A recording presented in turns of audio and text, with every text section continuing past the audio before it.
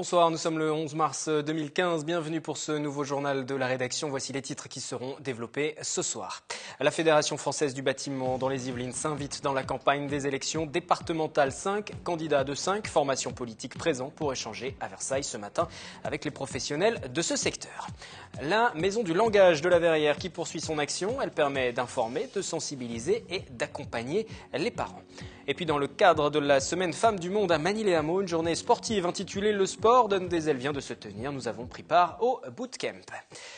De faux policiers, de faux agents EDF qui se présentent à votre domicile et qui en profitent pour dérober vos biens. Cela s'appelle le vol par fausse qualité. Les enquêteurs de la direction régionale de la police judiciaire de Versailles viennent d'interpeller hier 3 suspects soupçonnés d'avoir abusé de la crédulité d'une quarantaine de victimes en Ile-de-France et notamment dans les Yvelines. Le préjudice s'élève à plusieurs dizaines de milliers d'euros. La Fédération française du bâtiment qui interpelle donc les candidats aux élections départementales dans les Yvelines. 5 représentants de formations politiques ont répondu à cette invitation pour débattre avec les professionnels du secteur. C'était ce matin à Versailles. Les raisons de ce rendez-vous et puis le bilan aussi des échanges avec ce reportage de Mélanie Poquet et de Patrick Jacques de Dixmude. Lutter contre les offres basses, valoriser l'apprentissage, maintenir le soutien financier. Voici 3 des 10 propositions que la Fédération française du bâtiment veut mettre en avant, avec l'inquiétude d'une baisse de budget liée notamment à celle des dotations des communes, entraînant donc la diminution des marchés. La part des investissements en travaux de bâtiments était de l'ordre de 20% dans le budget précédent. Je ne saurais pas vous donner le chiffre en grandeur.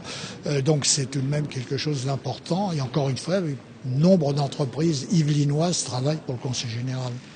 Pour l'année 2014, le budget s'élevait à 1,2 milliard d'euros. Dans les Yvelines, le bâtiment représente 6 800 entreprises, dont 3 000 sont des artisans.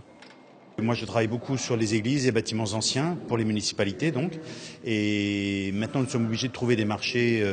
Alors, la crise a ça de bien, c'est que le particulier s'est recentré un peu plus sur son immobilier, ce qui lui permet de faire des travaux de rénovation quand il le peut.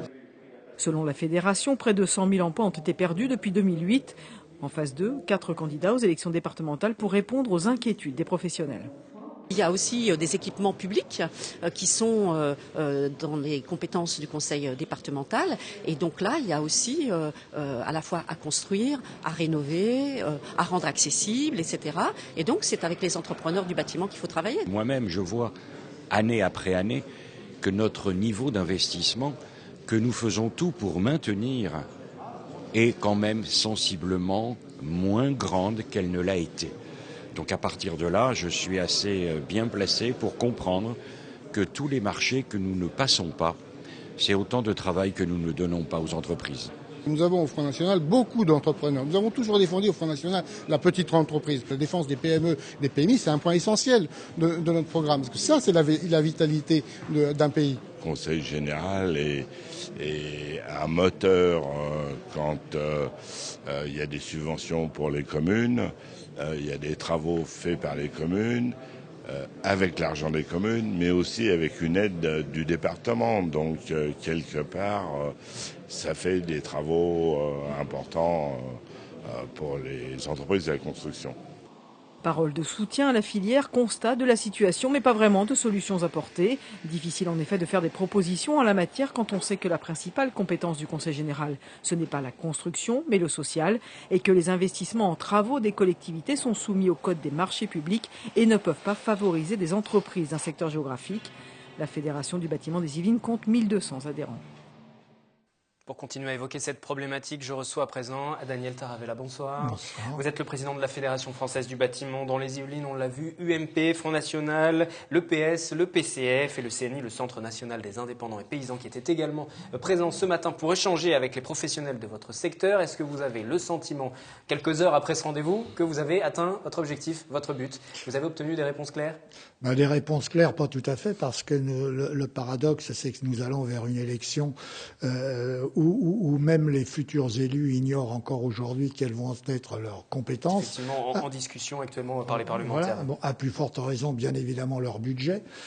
Ce qui fait qu'en fait, nous n'avons été simplement confortés, je dirais, dans nos craintes de voir ces budgets justement diminuer fortement dans l'avenir. On l'a entendu tout à l'heure dans le reportage, et c'est ça qui a motivé aussi la réunion de ce matin. 70% des dépenses du département dans les Yvelines sont consacrés au social, non pas à la construction. Ça représente ce que vous disiez entre 40 et 20% à travers un communiqué que vous avez fait passer il n'y a pas très longtemps. Est-ce que 14-20% c'est suffisant et comment inverser cette tendance? Parce que si on inverse la tendance, ça veut dire qu'il faudra réduire la part du social aussi. Non, c'est pas suffisant parce qu'en fait actuellement le budget est sensiblement effectivement de 20% en ce qui concerne la construction. Sur les 20%, il y a 6% qui concernent essentiellement les logements. Or, disons que nos entreprises, nos petites entreprises, puisque je rappelle encore une fois que nous avons 80% de nos adhérents qui sont des moins de 10, ne sont pas concernés par le logement. Donc en fait, ce qui leur revient, c'est 14% sensiblement du budget du Conseil général qui va être maintenant le Conseil départemental. Alors comment on inverse la tendance? Est-ce que ça veut dire qu'il faut réduire la part du social?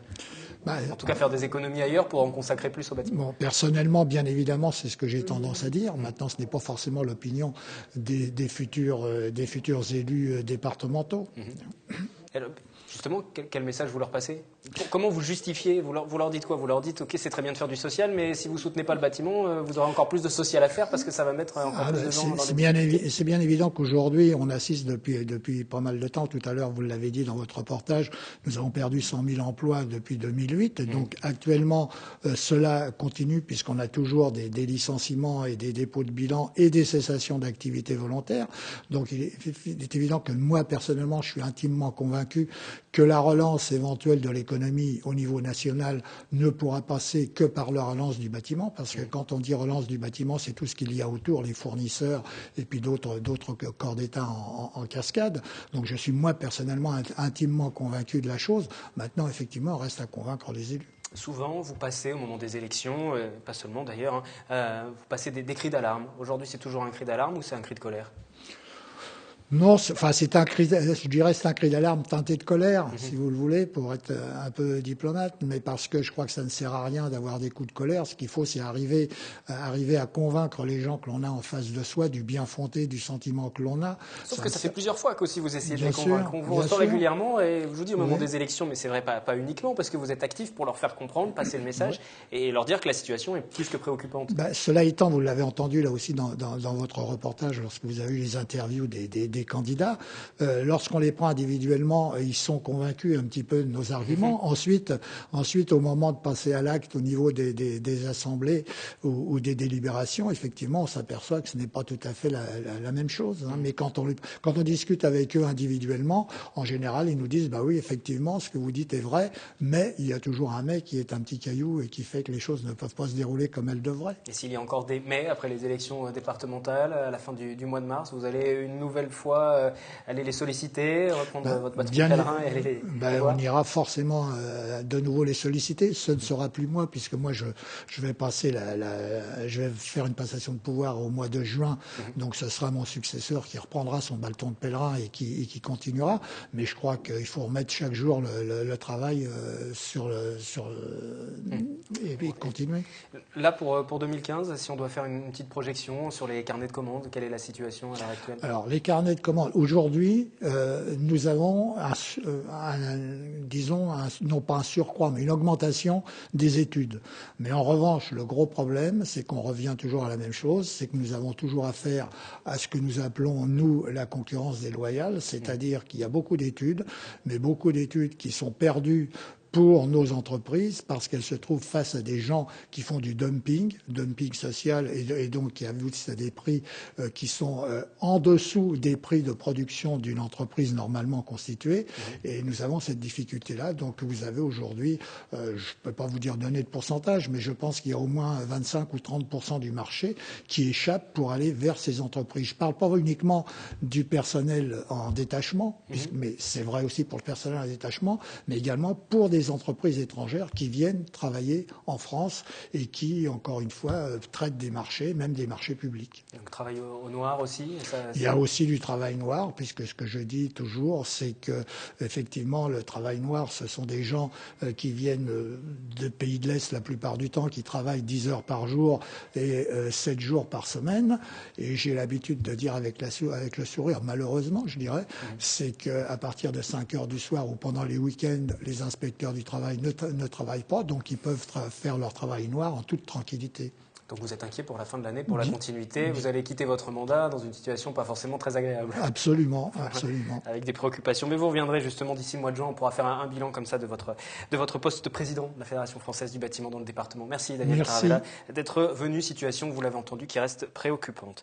Une bonne nouvelle en revanche pour l'entreprise Renault, le constructeur automobile qui va embaucher une centaine de personnes en CDI à partir du mois de juin sur le site de Flins. Des embauches qui sont liées à l'arrivée de la production de la Nissan Micra, les Yvelines, premier département automobile, la filière qui représente 45 000 postes et 150 entreprises. Autre sujet à présent, la Maison du Langage de la Verrière, une structure financée par la ville et par le conseil départemental qui permet d'aider les familles qui sont confrontées à des troubles d'apprentissage de leurs enfants. Des spécialistes y interviennent régulièrement. Premier avantage, réduire le temps d'attente pour les consultations. Il faut parfois jusqu'à 1 an pour décrocher un rendez-vous avec un orthophoniste. Au-delà des consultations ponctuelles de dépistage, des accompagnements de longue durée sont aussi assurés. L'idée, c'est d'outiller les parents pour qu'ils puissent accompagner au mieux leurs enfants qui présentent des difficultés, qui ont été diagnostiquées par une équipe médicale ou qui sont en cours de diagnostic. Souvent, ces troubles sont associés. On a rarement une dyslexie pure ou une dysgraphie pure. Ce sont des troubles c'est ce qu'on appelle les troubles spécifiques des apprentissages. Donc malheureusement, quelquefois, les enfants doivent avoir et de la psychomotricité et de l'orthophonie. Le festival Femmes du Monde se poursuit à Magny-les-Hameaux. Samedi dernier se tenait une manifestation sportive. Cette fois-ci, le sport donne des ailes. Un rendez-vous loin d'être de tout repos avec au programme un bootcamp. Comprenez une session de sport militaire. Mickaël Elmidoro. Pensez à bien gainer, inspire le nombril. Abdos, fessiers, cardio, les femmes ont transpiré ce samedi à Magny-les-Hameaux. La ville a organisé sur l'esplanade du gymnase de l'Aune un atelier bootcamp dans le cadre du festival Femmes du Monde. Cet entraînement intensif a pour origine les techniques des camps militaires aux États-Unis. C'est un cours qui se passe en extérieur, en équipe. L'idée de ce cours-là, c'est de travailler un petit peu, comme on dit, en extérieur, sur des ateliers, en groupe, travail cardiovasculaire. C'est un cours où on est plutôt sur un dépassement de soi aussi, parce que le bootcamp, il vient un peu des camps militaires, on va dire. Donc il est aussi mis à niveau par rapport aux gens. Au total, elles étaient une dizaine à souffrir sous le soleil. La plupart des participantes étaient débutantes. C'est un entraînement quand même qui est assez dur. Là, je pense qu'elle a été en plus, on y a été tranquillement, chacun y a été à son rythme. Mais c'est quand même un petit dépassement. Il faut se dire, allez, il faut que je tienne, il faut que j'y aille, il faut que je fasse travailler ma collègue et tout. Enfin, c'est un entraînement pour tout le monde. C'est pour nous personnel et puis aussi c'est pour celles avec qui on travaille pour pas qu'elles restent sur leur faim, qu'elles aient envie de faire plus aussi, de se donner. Très fatigant, éreintant, c'est vraiment un vrai dépassement de soi, surtout quand on fait ça le samedi matin, on est un peu fatigué.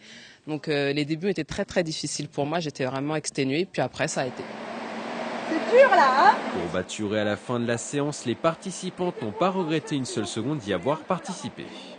Je trouve que pour une commune, c'est vraiment très sympa d'organiser ça pour la journée de la femme. Ça permet d'avoir une journée à nous où justement on laisse un petit peu le mari, les enfants à la maison et on se dit on pense un peu à nous, on y va avec des copines et c'est notre journée à nous, quoi. Vu le succès rencontré par cette activité cette année, l'atelier Bootcamp devrait être reconduit l'an prochain pour l'édition 2016 du festival Femmes du Monde. Prochain point sur la formation locale demain, jeudi, sur TV Fil. Dans un instant, nouvelle édition de Kiosque, le magazine de la culture avec Catherine Zulato. Très belle soirée.